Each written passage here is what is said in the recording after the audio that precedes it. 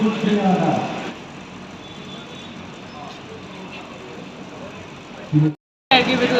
এটা 2022 সালে দিয়েছিলাম আমরা এক্সামটা। ফিজিক্যাল দিয়েছিলাম 2022-এ, তারপরে রিটেন নিয়েছি 2024-এ, তারপরে ভাইভা দিয়েছি 3বার আমাদের হয়ে গেছে। তারপরে এখানে ফাইনাল অফার লেটারটা পেয়ে গেছি।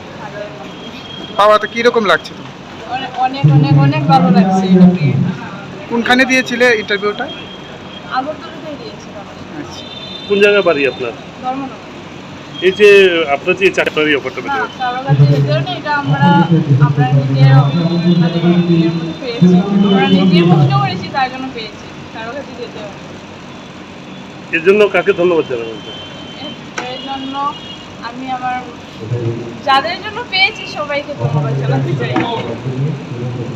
যারা আবার সবাইকে ধন্যবাদ জানাতে চাই। আপনার নামটা? পলিনা।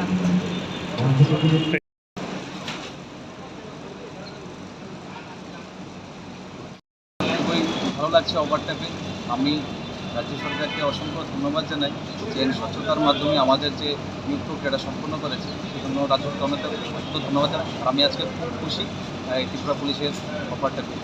কবে দিয়েছিলে এই ইন্টারভিউটা দিয়েছিলাম 2022 সালে, আর এটা এখন আজকে অফার লেটার দেওয়া হয়েছে। কতজনকে দেওয়া হয়েছে?